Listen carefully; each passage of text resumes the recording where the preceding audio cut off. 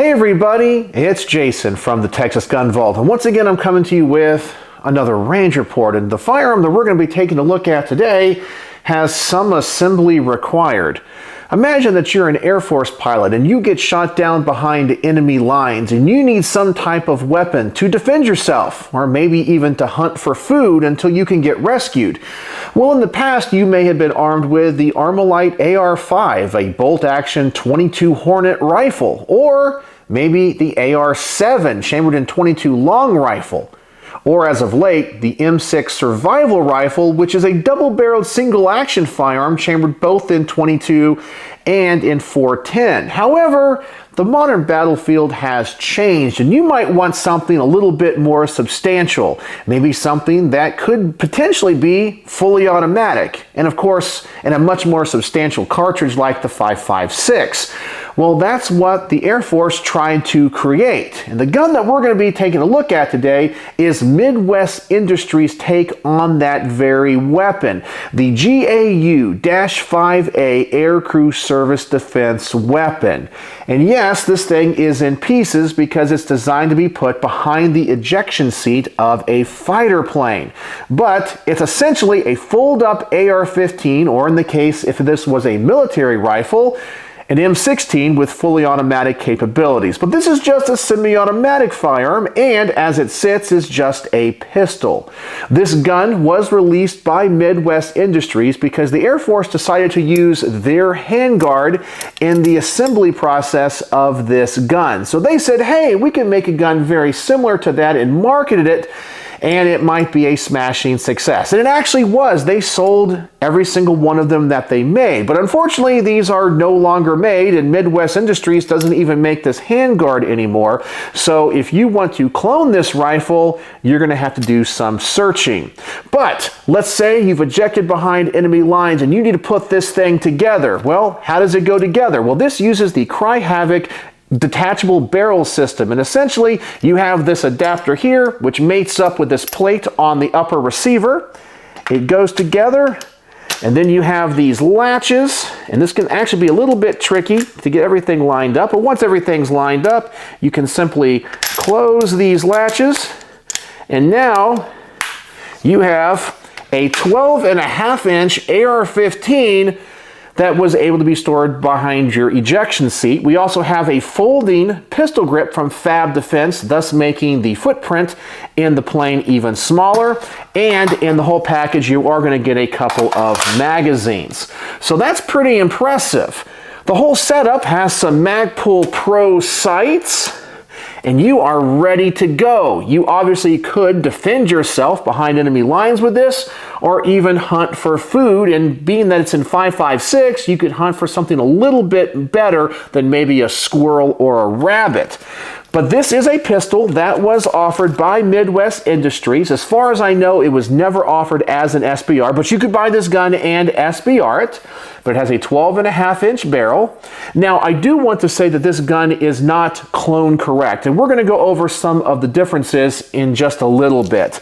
But before I get into the things that I like and don't like about this particular firearm, and go over the differences between this and what would be a clone correct rifle, I just want to thank the people that make these videos possible. First and foremost is the owner of this really cool firearm. His name is Jack. In fact, he's the second person named Jack that has lent guns to the channel, so I affectionately call him Jack number 2. So thank you so much, Jack, for giving me the opportunity to shoot this rifle that I have always wanted to shoot. I always want to thank my Patreon supporters, because through their monthly donations and support, they help keep the lights on. I couldn't do it without them. And if you guys want to join my Patreon for as little as $1 a month, you can do it with a link in the description below. And as always, I want to thank my primary sponsor, who always provides all of the ammunition for these range reports, thus making them financially feasible for me, my good friend Mark from Brownworks.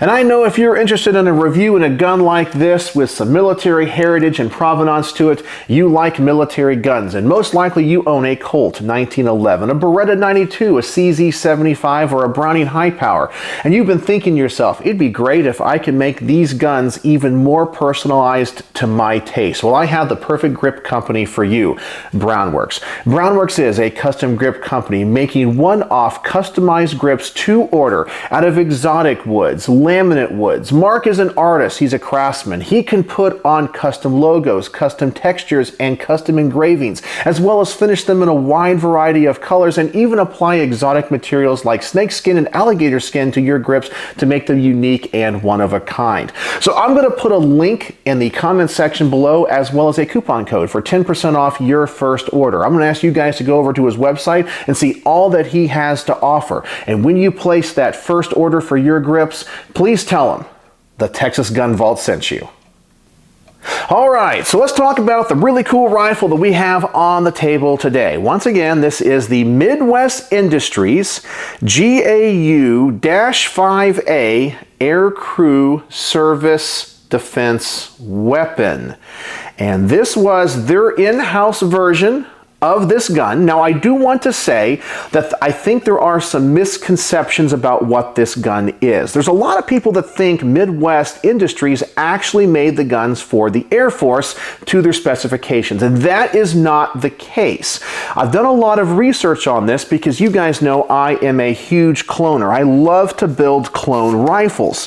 And if you go and look at all of the information on this rifle, pretty much what the Air Force did is the same thing that the Navy did when it came to guns like the Mark 12 and the Mark 18. When it came to the upper and lower receivers and many of the internal parts, they just used parts they had on hand, surplus parts, mainly provided by Colt. There was nothing really special about them. But then they would take off-the-shelf parts to add to the gun, such as the Cry Havok detachable barrel system, the FAB Defense folding grip, Magpul Pro sights, and this handguard made by Midwest Industries. And so they would put this gun together and then field it. Now, obviously, if you're in the civilian world, you can clone these rifles, and Midwest Industry goes, well, this is a great opportunity for us. Many other companies have clone-inspired builds that they sell, so why don't we do one on this rifle, because they're using our handguard. And that's the gun that they created. It definitely has the right look, and it's going to function exactly the same. But if you're like me and might be a little bit picky when it comes to your clone builds, there are a few things about this gun that are different. But a lot of it is right. It has the right profile with the upper and lower receivers. It has the right handguard, the right grip. Obviously, because this is a pistol, we have a pistol grip. But if you were going with Clone Correct, you would want to SBR this and, of course, put on an M4 stock. It also has the Cry Havok detachable barrel system. Now, I do want to show this up close here. Now, this looks the part. However, this company makes two versions of this. There's a 1-pin system and a 2-pin system. The 2-pin system is a little bit more durable, and it helps align the lower part of this adapter. They're a little bit more expensive, and those are the ones the Air Force used. However, in this build, and I have had this barrel off, they only use the 1-pin system. It's a little bit cheaper. I understand why they went with that. Probably saved them a few bucks, but it looks the part, but this is more of the civilian one. And when it comes to the handguard, unfortunately, Midwest Industries no longer makes this handguard. So if you do want to go with a Clone Correct build, you are going to have to try to find one of these. Now, I have cloned this rifle using Colt parts and other things, and I'm going to make another video about that. And I am going to talk about a way that you can get this handguard, if you're lucky, and have to take other generations of this handguard to make it right, because there are some additional parts you would need to find. And we do have the Clone Correct, once again, pistol grip. Another thing that is not right about this gun is the safety selector switch. When the Air Force built their rifles, they were just going to use typical Colt parts, and many of the internal parts in Colt rifles are made by Schmidt Tool. And you can find pictures of the exact guns that the Air Force fielded, and you can actually see that the safety selector switch is different, as well as the end plate on the receiver. This one has a QD attachment point, but the original ones did did not. So there's some things about this gun that are not clone correct, as well as a mag pull trigger guard. That is not correct either. The Air Force just used a stock one. So this is pretty close. It looks the part, and the only way that anybody would know any different is that if you're a geek like I am. But this is the kind of stuff that I love to learn about. But if you're someone that, for example, loves the Daniel Defense Mark 18, well, that's not like the Mark 18 that was fielded by the Navy. It's close. It uses the right handguard, has the right barrel length, but other parts of that gun are not correct. But that's kind of what this is. I call this a clone-inspired build. It's probably, in my opinion, about 70% correct, but it's not exactly what they fielded. But it gives you that right look and something that is really cool and pretty darn close. It's honestly the closest thing you can get to what the Air Force put into service without actually having to build it all on your own. So as always, I like to talk about the things that I like and don't like about these guns before getting them to the range, and I always want to start with the positive first. And the first thing I love about this gun, of course, is the fact that it is a military clone rifle. I love military clone rifles. I'm a cloner. There's just something about these guns that are just so cool to me. I really feel like the history of humanity is forged through the barrel of a gun. Guns and firearms go hand in hand with the history of civilization, and to have guns that are fielded by especially the United States military, I think are really cool. So I do like the military heritage of this gun. I also like the fact it has all these folding options. You do have the grip. Obviously, I've already shown you that the barrel can be taken off, and so this has a very small footprint if you want to use this as a typical survival rifle or firearm. If you want to put it in your backpack, obviously not many of us are fighter pilots, so we're not going to use it for that, but this is a really cool concept if you are going to need to put a pretty big gun in a very small package when you go traveling. And I'm also glad that if you don't care about being super clone correct, so many features of this gun are going to function just like the ones that the Air Force has. So if that's all you care about, I think you get a very nice and attractive package that personally I would SBR. Well, if you lived in a place where you're allowed to own NFA items, if I had this particular pistol, I would definitely SBR it because I like the pistol brace. However, I would definitely prefer a stock on this.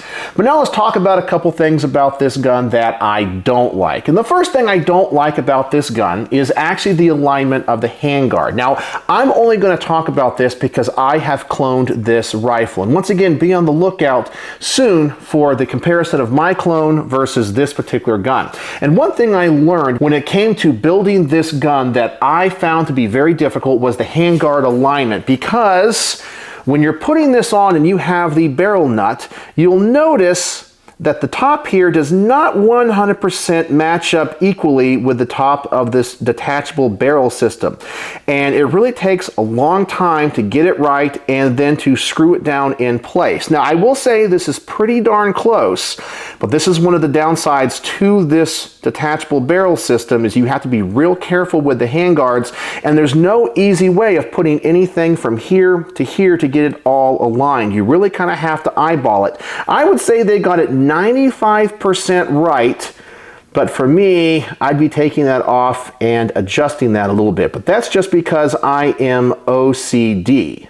The other thing about this gun I've already mentioned that I don't like is I really feel like they should have gone with the right safety selector lever, because I'm not sure who makes this one. It doesn't look right, and the lever on this side is a little bit too long, and that might get in the way of some people. But really, those are the only two gripes I have about this. I wish they would have put a little bit more time and effort into making it more clone correct, but as it is, it's okay. There's just those few parts that just aren't right, but you of course could change those out. And then I guess if I had to say one other thing about the gun that I didn't like is the fact that Midwest Industries made only a small run of these, sold out, and said, well, we're not making those ever again. So if you want this particular firearm, you got to look long and hard to find one, because they are really cool and really sought after. And when they were made, they were quite expensive for what they were.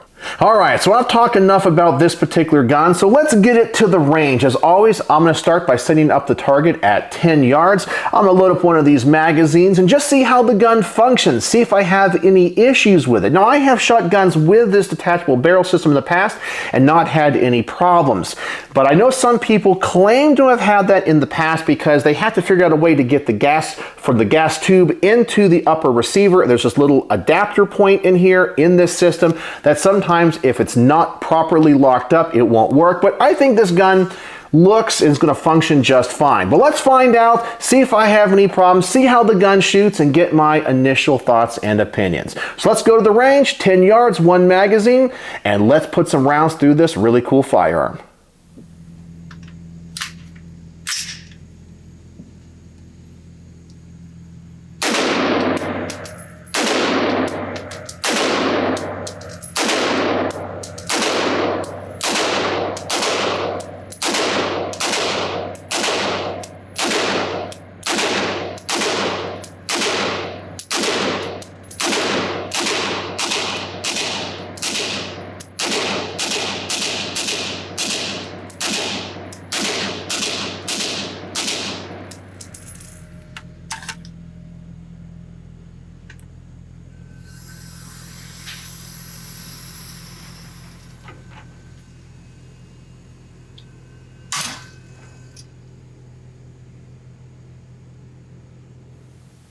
And while the gun obviously is very accurate, I can tell you the shootability of this rifle is very high, and I think a lot of that has to do with the fact this has a 12.5-inch barrel. And as someone that loves NFA firearms and short-barreled rifles, I really feel like 12.5-inch barrels are perfect on AR-15s. You still get good ballistics, but a very compact package. Going any shorter, you begin to get a little bit obnoxious when it comes to the report of the gun, and obviously anything longer, well, you're dealing with an unwieldy weapon if you're trying to use it in close combat or in small areas. 12.5 inches is about perfect, and I also think they had to go with this barrel length because of the length of the handguard. It really mates up well with the end. Now, I'm also not sure if when the Air Force built these, what they went with when it comes to the barrels. I have never been able to find out any specific information. They either went with off-the-shelf barrels from an outside company or they cut down M4 barrels. I'm not 100% sure. And if anybody actually knows that information, please add it in the comment section below because I would love to find out. But after shooting this gun, I can tell you it is a little bit over-gassed. And I'm not sure if that's because maybe the gas port is too large or this non-adjustable gas block is too open or what it is. But you can definitely feel that gas in your face. You can smell it. I almost kind of teared up in my right eye shooting it just a little bit. And I also think the recoil is a little bit more on this gun because that carrier is coming back into the buffer tube a little bit too quick. I really feel like this needs to be restricted on the gas just a little bit. But I would rather a gun be overgassed than undergassed because it's going to perform better overgassed than undergassed.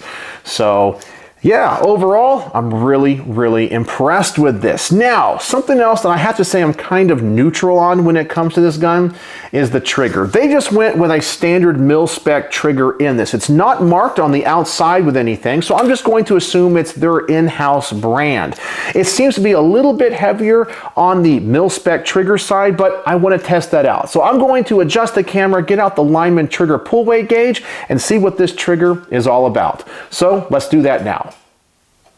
Alright, so I wanted to check out this mil-spec trigger. Once again, I'm not sure who they sourced the parts from, if it's their in-house brand or somebody else, not 100% sure, but it definitely is mil-spec. It might be a little bit on the heavier side for AR-15s. But let's see what it actually pulls at, but let's drop the magazine first, ensure there is no ammunition in it. Set that aside. Let me pull that brace back. Let me get out the lineman trigger pull weight gauge. Let me clear the averages. And then let's see what this trigger measures at. And here we go. Our first pull. 5 pounds, 15.5 ounces.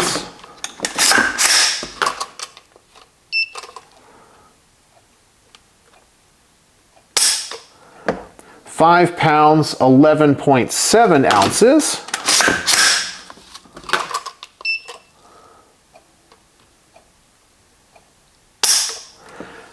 6 pounds, 3.5 ounces.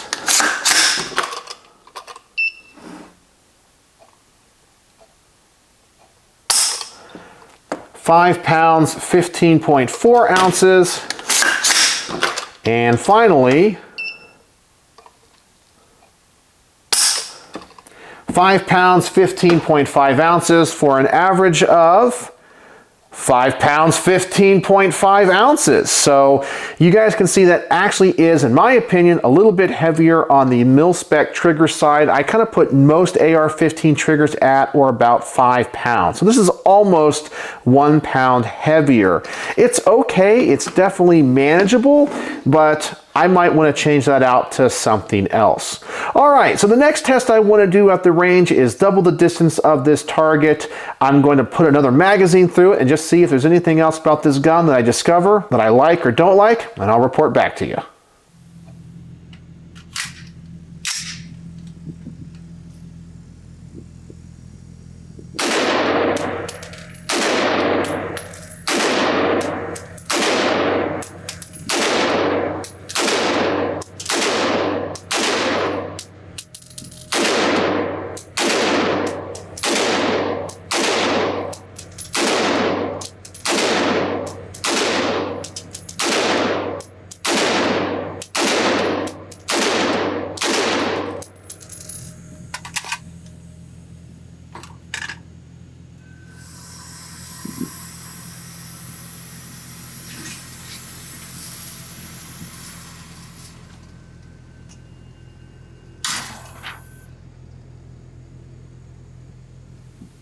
And on this second magazine at a further distance, I pretty much have the same comments. The gun is really accurate, and I absolutely love these Magpul Pro sights. I know a lot of people want to go with fancier ones or rarer ones, but I really got to hand it to Magpul. I think these Pro sights are awesome. They're very small, they stow away very, very well. They don't take up a lot of rail space, but they look fantastic and they function fantastic. So I think a lot of this gun's accuracy comes from the choice of those iron sights. Now, yes, I am reviewing this gun with iron sights because pretty much that's how they're used when it comes to the ejection seats. If you ever look at any of the pictures, they don't come with optics because they're trying to minimize the space that these guns take up, and they're not designed for long-range engagements, but up close and personal things when it comes to hunting or self-defense.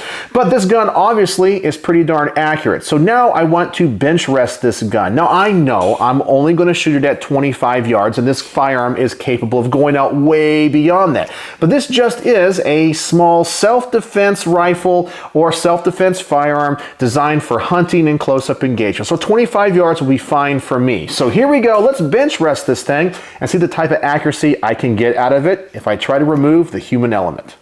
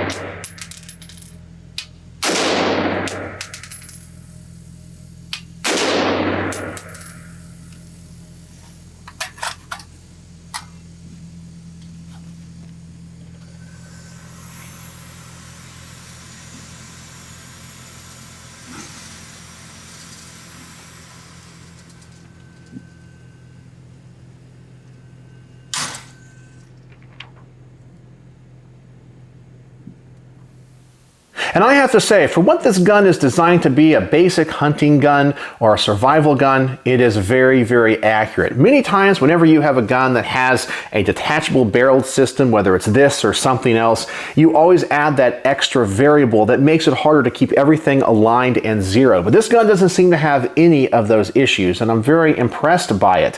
So I think for what it's designed to be, it's absolutely fantastic. All right, so the next test I want to do is get this gun in the hands of my wife. She's a very different shooter than I am, and sometimes looks at these guns from a different perspective. So I always like to get her thoughts. So let me load up another magazine and see what she has to say about this really cool firearm.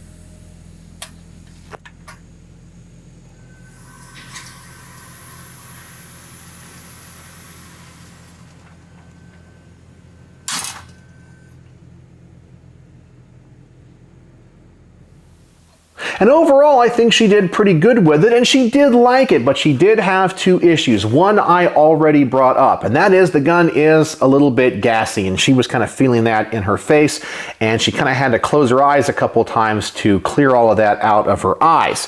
The other issue she had to do with the safety selector switch. Now, many times on the military rifles that use the Schmidt tool safety selectors, the side on the right is actually a shorter throw. This one has a long throw and it's kind of shaped weird. And she said when she had her finger off of the trigger and up here, it was bothering her. It kind of rubbed into her hand a little bit. And I really feel like, once again, they should have gone with a more clone correct option. They're not very expensive and they are widely available. But that is what she said about the gun. But otherwise, she really, really liked it. Now, of course, this is a self-defense firearm in the field, and you might have to change the magazine fast. Now, this is just a basic AR-15 at heart, so I don't think this is going to be any issue. But here we go. Let me load up two magazines, shoot this thing as fast as I can, drop one mag, get a fresh one in there, and see how fast I can do it and how well I can keep this gun on target. So here we go, the quick magazine change test.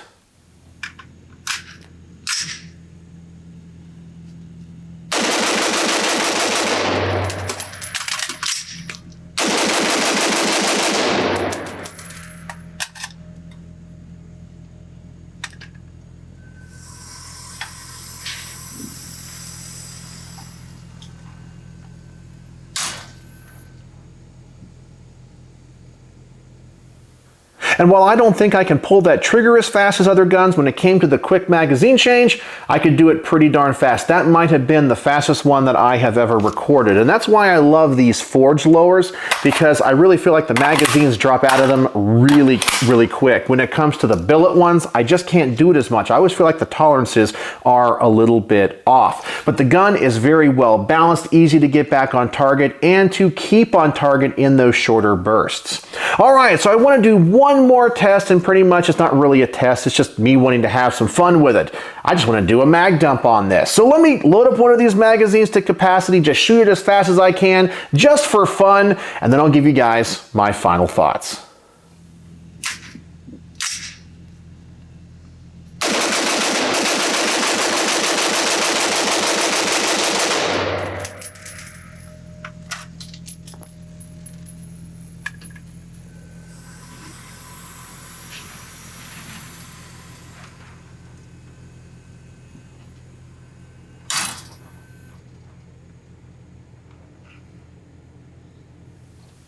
And yeah, that wasn't the fastest I've ever been able to shoot a firearm. The accuracy on this also was a little bit spotty, and I think a lot of that has to do with the fact that this gun is a little bit overgassed, and it does recoil a little bit more with that bolt carrier coming back into the buffer tube a little bit quicker than other AR-15s. But overall, I would rather an AR be overgassed than undergassed. It's going to be more reliable that way, but you are going to have a little bit more wear and tear on your gun.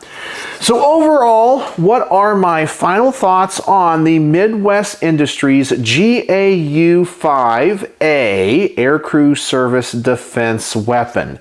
Well, this is definitely really cool, and I can see why it interests so many people, especially people that love firearms with military history or provenance. However, if you are a clone builder like myself, it might not be the exact gun for you. You might want to go in a different direction, trying to source all of the parts individually to get something a little bit closer to the actual firearm that the Air Force used. The hardest part you would have sourcing is this handguard, because Midwest Industries no longer makes this handguard. They do offer a Generation 4 version of this. I believe this is the Generation 3, but it has a different profile to the front, and they have omitted these QD attachment points as well. But some of it looks the right part, but it's not clone correct.